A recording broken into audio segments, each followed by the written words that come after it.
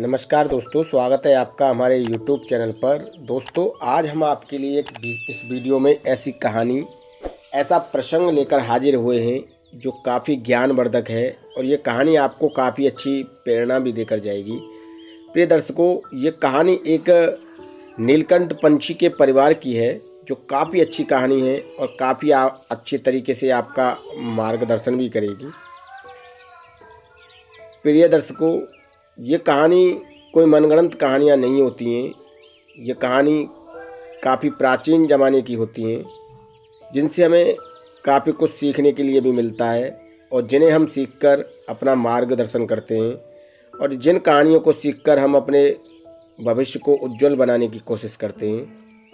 प्रिय दर्शकों, अगर आप हमारे YouTube चैनल पर नए मेहमान दर्शक बनकर आए हैं तो आप हमारे YouTube चैनल को सब्सक्राइब कीजिए, बेल आइकन को प्रेस कीजिए ताकि आने वाली वीडियो का नोटिफिकेशन सबसे पहले आपको मिले और आप उसका भरपूर फ़ायदा उठा सकें। प्रिय दर्शकों, इस तरह की ज्ञानवर्धक वीडियो हम अपने चैनल पर आपके लिए प्रतिदिन लाते रहते हैं और आपके ज्ञान को निरंतर बढ़ाने की कोशिश करते हैं ताकि आप हमारी वीडियो से काफ़ी सारा ज्ञान अर्जित कर सकें। दोस्तों, वीडियो को पूरा देखें, बिना स्किप किए देखें ताकि बेहतर तरीके से आपकी समझ में आए और बेहतर तरीके से जो है आप अपने दोस्त व मित्रों व परिवार में इस कहानी को बता सकें। प्रिय दर्शकों, प्राचीन समय की बात है। प्राचीन समय में एक जंगल में नीलकंठ और उसकी पत्नी रहते थे, निवास करते थे। प्रिय दर्शकों, उनका जीवन काफ़ी सुखमयी था। उन्हें अपने जीवन से कभी कोई शिकायत, कभी कोई परेशानी नहीं थी। संकट और परेशानी क्या होती है उन्हें कभी पता ही नहीं था। प्रिय दर्शकों, उस जंगल में जो पंछी रहते थे उनके घर में कभी कोई लड़ाई झगड़ा या कुछ उनके सामने परेशानी होती थी तो वो नीलकंठ और उसकी पत्नी को ही याद किया करते थे और नीलकंठ और उसकी पत्नी ही उनके झगड़े व मसलों को सुलझाया करते थे। यानी कि एक तरह की पंचायती लगाकर वो हर मसले को हल करते थे, हर मसले को ख़त्म करने की कोशिश करते थे वो पंछी। तो प्रिय दर्शकों, ऐसा था नीलकंठ और नीलकंठ की पत्नी का समय और परिवार। प्रिय दर्शकों, कहते हैं समय कभी किसी का इंतज़ार नहीं करता, समय कभी किसी के हाथ में नहीं रहता। प्रिय दर्शकों, जब धीरे धीरे समय व्यतीत होता है तो नीलकंठ की पत्नी जो थी वो 4 अंडे देती है और जब वो नीलकंठ की पत्नी 4 अंडे देती है तो उन अंडों में से 4 बच्चों का जन्म होता है। प्रिय दर्शकों, जब 4 अंडों में से 4 बच्चों का जन्म होता है तो नीलकंठ और नीलकंठ की पत्नी काफ़ी खुश होते हैं और उनका जीवन काफ़ी अच्छा और आनंदमयी हो जाता है। प्रिय दर्शकों, धीरे धीरे दोनों अपने बच्चों का लालन पालन पोषण करते हैं। नीलकंठ और नीलकंठ की पत्नी काफ़ी दूर दूर तक भोजन की तलाश में जाते हैं और अपने बच्चों के लिए भोजन लेकर आते हैं और उनकी काफ़ी अच्छे तरीके से जो है परवरिश करते हैं। उन्हें अच्छे संस्कार देते हैं, उन्हें अच्छा ज्ञान देते हैं, उन्हें अच्छे माहौल में रहना सिखाते हैं, अच्छी संगत में उठना बैठना सिखाते हैं अपने बच्चों को। नीलकंठ के जो बच्चे थे वो चारों पुत्र थे, बेटियां नहीं थीं। प्रिय दर्शकों, जब धीरे धीरे समय व्यतीत हुआ और नीलकंठ के बच्चे जब जवान होने लगे तो नीलकंठ को अपने बच्चों की शादी की चिंता सताने लगी। प्रिय दर्शकों, ये तो आप जानते हैं कि जब बच्चे जवान होते हैं तो माँ बाप को उनके शादी की भी चिंता शुरू हो जाती है। तो नीलकंठ और नीलकंठ की पत्नी को अपने बच्चों की चिंता जो है सताने लगती है कि अब अपने बच्चों का शादी ब्याह कैसे किया जाए और कहाँ से किया जाए, किस तरीके से किया जाए, किस तरीके की बहू जो है अपने बच्चों के लिए लाई जाए। प्रिय दर्शकों, जब धीरे धीरे समय व्यतीत होता है तो नीलकंठ जो था वो अपने समाज के लोगों से कहता है कि मेरे बच्चे शादी योग्य हो गए हैं, कोई अच्छी सी लड़की हो तो हमें बताइए। प्रिय दर्शकों, नीलकंठ के समाज में लोग दूर दूर तक जाते हैं और नीलकंठ की परिवार की बातें बताते हैं कि नीलकंठ के परिवार में काफ़ी अच्छे बच्चे हैं, शादी योग्य। नीलकंठ का अच्छा नाम था समाज के अंदर, अच्छी उसकी पहचान थी। प्रिय दर्शकों, जब समय धीरे धीरे व्यतीत होता है तो नीलकंठ के बच्चों के लिए एक रिश्ता आता है, और जब रिश्ता आता है तो नीलकंठ अपने बच्चों की शादी के लिए उन लड़कियों को देखने के लिए जाता है। तो नीलकंठ को लड़कियां पसंद आ जाती हैं और नीलकंठ अपने बच्चों की शादी कर देता है। 4 बहुएं नीलकंठ अपने घर में ले आता है, और जब नीलकंठ 4 बहुएं अपने घर में ले आता है तो दोस्तों नीलकंठ जो है अपने घर में अपनी 4 बेटों के लिए 4 बहुएं ले आता है। और धीरे धीरे जब समय व्यतीत होता है प्रिय दर्शकों, तो नीलकंठ जो था वो काफ़ी अच्छा व्यक्ति था, मतलब काफ़ी अच्छा उसका स्वभाव था। और नीलकंठ की जो पत्नी थी वो काफ़ी चिड़चिड़ करती रहती थी पहले से ही। नीलकंठ और नीलकंठ की पत्नी जब चिड़चिड़ करती रहती थी नीलकंठ से, तो नीलकंठ उसे भी समझाता था इस तरीके से बार बार लड़ाई झगड़ा मत किया करो घर में। आने वाले समय में हमारे बच्चे होंगे, हमारे घर में हमारी बहुएं आएंगी तो उन पर क्या प्रभाव पड़ेगा। तो नीलकंठ पहले से ही इस तरह अपनी पत्नी को समझाता था। प्रिय दर्शकों, जब घर में बहुएं आ गईं तो नीलकंठ की जो पत्नी थी वो इस तरह ही टोका टाकी अपनी बहुओं के साथ करने लगी। जब अपनी बहुओं के साथ वो टोका टाकी करने लग गई नीलकंठ की पत्नी, तो आए दिन उनमें झगड़ा होने लग गया। नीलकंठ अपनी पत्नी को भी काफ़ी समझाता था, अपनी बहुओं को भी काफ़ी समझाता था कि इस तरीके से झगड़ा मत करा करो। घर में अगर झगड़ा होगा तो कैसे काम चलेगा, घर में अगर कलह होगी तो माँ लक्ष्मी भी निवास नहीं करेंगी। तो इस तरीके से नीलकंठ जो है अपनी बहुओं को समझाता था, और काफ़ी अच्छे तरीके से उसने अपनी बहू व पत्नियों को समझाने की कोशिश की, पर बहुओं की समझ में कभी कोई बात नहीं आती थी। नीलकंठ की जो पत्नी थी वो बात बात पर अपनी बहुओं को टोकती थी। सब्जी में इतना नमक मत डालो, उसमें इतना मिर्चा मत डालो, उसमें इतना चीनी मत डालो। इस तरीके से जो है नीलकंठ की पत्नी जो थी वो अपनी बहुओं को समझाती थी, पर नीलकंठ की पत्नी इस तरीके से समझाती थी कि बहुएं जो है कोई बात नहीं मानती थी और उन पर नीलकंठ की पत्नी का कोई असर नहीं पड़ता था। प्रिय दर्शकों, धीरे धीरे विवाद काफ़ी बढ़ता गया। नीलकंठ पंछी जो था वो काफ़ी परेशान रहने लगा।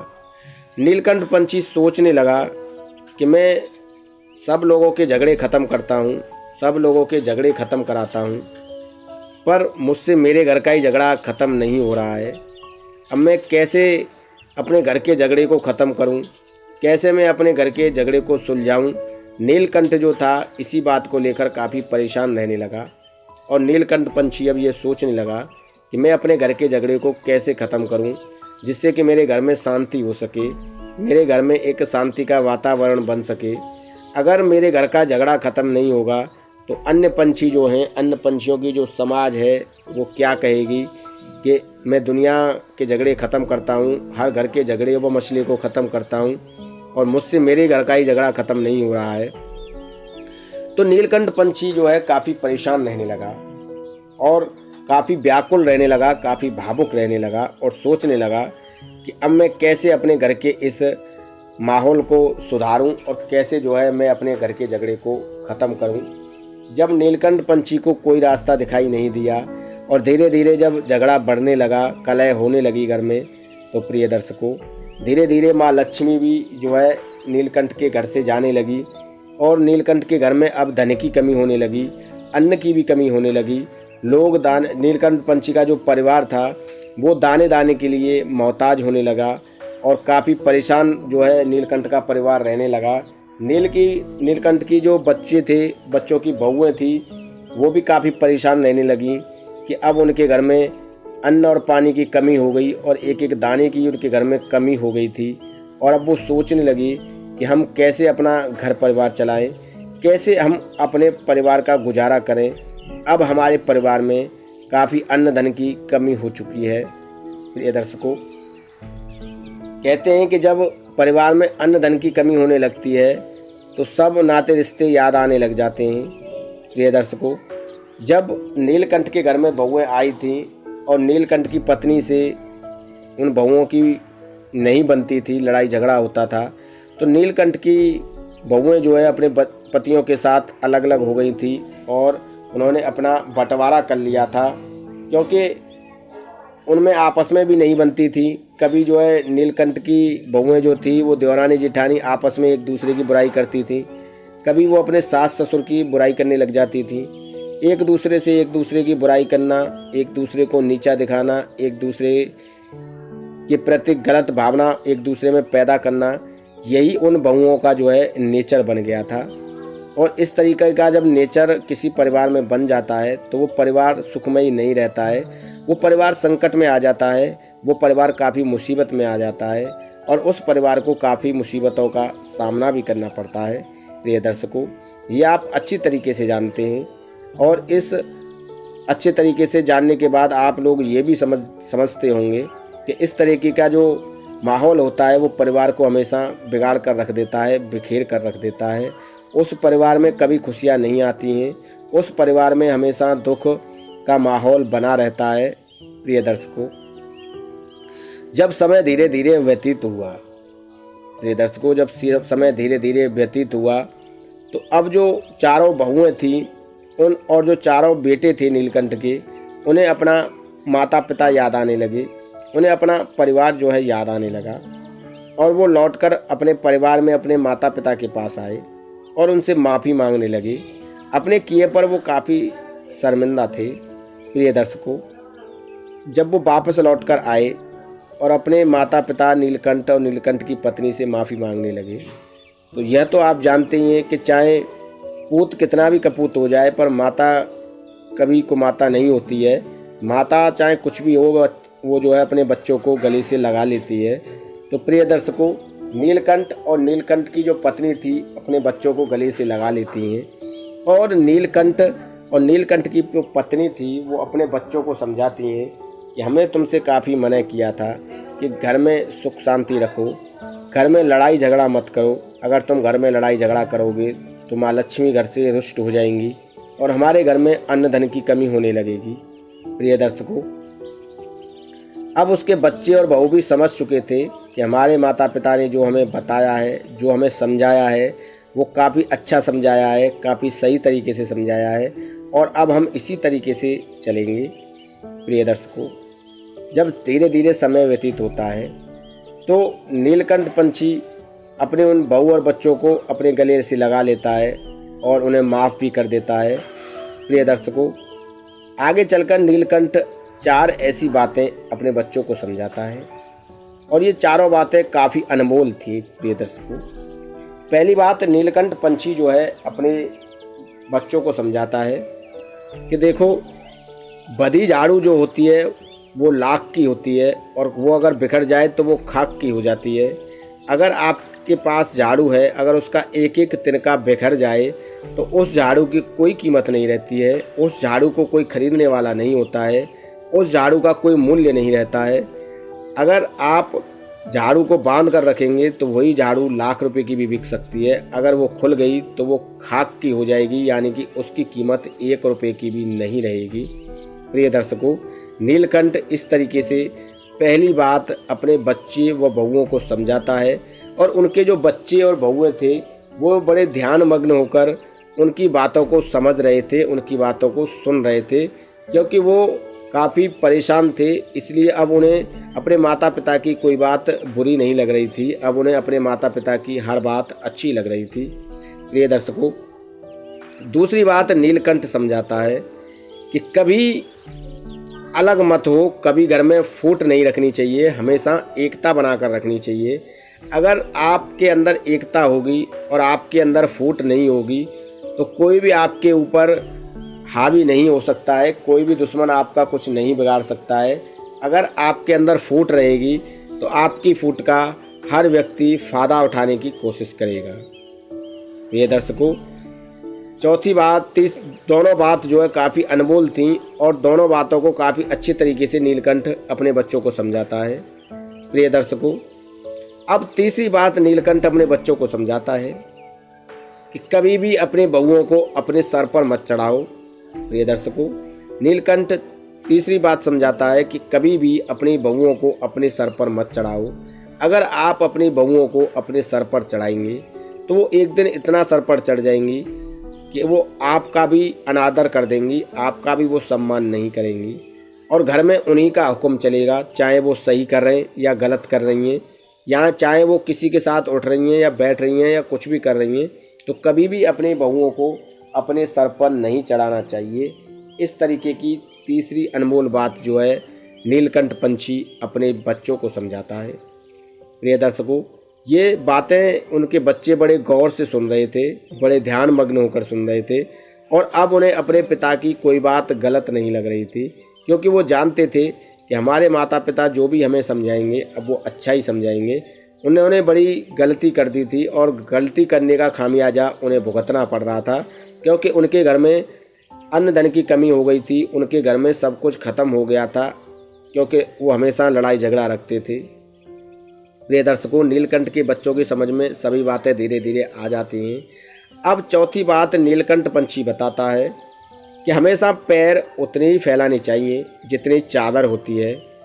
इसलिए नीलकंठ पंछी ने कहा था कि अगर आप 100 रुपये कमाते हैं तो 50 रुपये आप खर्च करिए और 50 रुपये आप बचा कर रखिए, क्योंकि आप अगर अपनी आय से ज़्यादा खर्च करेंगे, अपनी आमदनी से ज़्यादा खर्च करेंगे तो आपके सामने आर्थिक संकट खड़ा हो सकता है, आपके सामने अन्न धन की कमी हो सकती है, आपके सामने काफ़ी बड़ी परेशानियां ख़त्म हो सकती हैं और एक दिन ऐसा आएगा कि आपका पतन हो सकता है, आपका निश्चित एक दिन पतन हो जाएगा। प्रिय दर्शकों, ये चारों अनमोल बात जो है नीलकंठ पंछी अपने बच्चों को समझाता है और उसके बच्चे इन चारों बातों को अच्छे तरीके से समझ जाते हैं और काफ़ी अच्छे तरीके से उसके बच्चों के समझ में ये चारों बातें आ जाती हैं। प्रिय दर्शकों, जब समय धीरे धीरे व्यतीत होता है तो नीलकंठ पंछी के बच्चे जो है काफ़ी अच्छे तरीके से चारों बातों का पालन करते हैं और चारों बातों को अपने दिमाग में अच्छी तरीके से बैठा लेते हैं कि अब हमें इसी तरीके से अपना घर चलाना है और हमें इसी तरीके से आगे बढ़ना है। प्रिय दर्शकों, जब धीरे धीरे समय व्यतीत हुआ तो उनके घर में पहले जैसा ही माहौल हो गया, अन्न धन की कोई कमी नहीं थी, हर समय खुशियों का माहौल था। उनकी जो पत्नी थी बच्चों की, वो भी अच्छे माहौल में रहती थी। अब उनकी पत्नी भी कभी घर में लड़ाई झगड़ा नहीं करती थी अपने सास और ससुर से। नीलकंठ और नीलकंठ की पत्नी जो थी वो भी बहुओं के साथ अपने मिलजुल कर अपना समय व्यतीत कर रही थी और अब उनके घर में उनका जीवन बहुत ही आनंदमयी और सुखमयी हो गया था। प्रिय दर्शकों, इस तरीके से नीलकंठ पंछी ने 4 बातें अपने बच्चों को बताई। प्रिय दर्शकों, अगर आप भी इन चारों बातों को अपने बच्चों को बताते हैं तो आपके बच्चों का भी जीवन हमेशा सुखमय रहेगा। आपके परिवार में कभी कोई कलह, कभी कोई लड़ाई झगड़ा नहीं होगा। आपके परिवार में हमेशा एकता बनी रहेगी। आपके घर में कभी अन्न धन की कमी नहीं होगी। कभी आपके घर से माँ देवी रुष्ट होकर, माँ लक्ष्मी जो है रुष्ट होकर नहीं जाएंगी। आपका घर हमेशा अन्न धन से भरा रहेगा। ये कहानी हमें यही प्रेरणा देकर जाती है कि हमें इस तरीके के माहौल में रहना चाहिए और इस तरीके का माहौल हमें अपने बच्चों को सिखाना चाहिए, ताकि इस तरीके के माहौल से हमारे बच्चे कुछ सीखें और आगे बढ़ें और आगे बढ़कर हमारे बच्चे एक नई समाज बनाएं, एक नया अपना भविष्य बनाएं और अपने परिवार को अच्छे तरीके से चलाएं। ये कहानी हमें यही शिक्षा देकर जाती है। प्रिय दर्शकों, कुछ लोगों के कमेंट आते हैं कि हमारी कहानियाँ मनगढ़ंत हैं, हमारी कहानियाँ बकवास हैं, हमारी कहानियों का कोई सार नहीं है, हमारी कहानियों का कोई उल्लेख नहीं है। प्रिय दर्शकों, इन कहानियों का उल्लेख भी है और इन कहानियों का सार भी है। अगर आप इन कहानियों को अच्छे तरीके से समझेंगे, अच्छे तरीके से समझने की कोशिश करेंगे तो ये कहानियाँ आपको कुछ न कुछ सिखा कर जाएंगी, आपके जीवन में आपको कुछ न कुछ बता कर जाएंगी। प्रिय दर्शकों, तो प्रिय दर्शकों, ये थी एक नीलकंठ पंछी की कहानी जो मैंने आपको इस वीडियो में अच्छे तरीके से बताई है और उम्मीद करता हूँ इस कहानी से आप काफ़ी अच्छी प्रेरणा लेंगे, काफ़ी अच्छी सीख लेंगे और इस कहानी को आप अपने बच्चों को भी बताएंगे, अपने परिवार में सभी लोगों को बताएंगे, अपने पास पड़ोसियों को भी बताएंगे, अपने सगे संबंधियों को भी बताएंगे। प्रिय दर्शकों, इस तरह की ज्ञानवर्धक वीडियो और ज्ञानवर्धक कहानी और ज्ञानवर्धक चर्चा हम अपने चैनल पर प्रतिदिन आपके लिए लाते रहते हैं और आपके ज्ञान को निरंतर बढ़ाने की कोशिश करते हैं और कोशिश करते हैं कि आप इस तरह की वीडियोस देखकर हमारे चैनल से अपने ज्ञान को निरंतर बढ़ाते रहें और निरंतर आप इस तरह की ज्ञानवर्धक वीडियो हमारे चैनल पर प्रतिदिन देखते रहें। प्रिय दर्शकों, हमारी वीडियो कोई बकवास नहीं होती हैं, हमारी कहानियाँ कोई बकवास नहीं होती हैं। ये कहानियाँ वेद पुराण शास्त्र और ग्रंथों से ली जाती हैं। तब हम इन कहानियों को लेकर आपके बीच में आते हैं और आपके ज्ञान को आगे बढ़ाने की कोशिश करते हैं। हमारी इन वीडियो का मकसद आपके ज्ञान को बढ़ाना है, प्राचीन समय में लुप्त हो रहे ज्ञान को आपके सामने लाना है, ताकि आप इस तरह का ज्ञान लेकर आप अच्छा अपना भविष्य बना सकें, अपने बच्चों के भविष्य को अच्छा बना सकें। यही हम आपके लिए कामना करते हैं। प्रिय दर्शकों, अगर आप हमारे YouTube चैनल पर नए मेहमान दर्शक बनकर आए हैं तो आप हमारे YouTube चैनल को सब्सक्राइब कीजिए, बेल आइकन को प्रेस कीजिए, ताकि आने वाली वीडियो का नोटिफिकेशन सबसे पहले आपको मिले और आप इस तरह की वीडियो से ढेर सारा ज्ञान अर्जित कर सकें।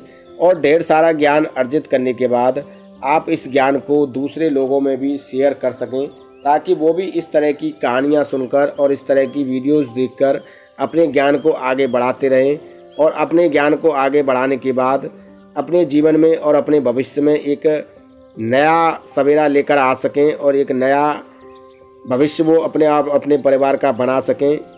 इस तरह की आप कहानी को अपने पास पड़ोसी व सगे संबंधी व दोस्तों में ज़रूर शेयर करें। दोस्तों उम्मीद करता हूँ वीडियो में दी गई जानकारी आपको अच्छी लगी होगी। धन्यवाद। नमस्कार।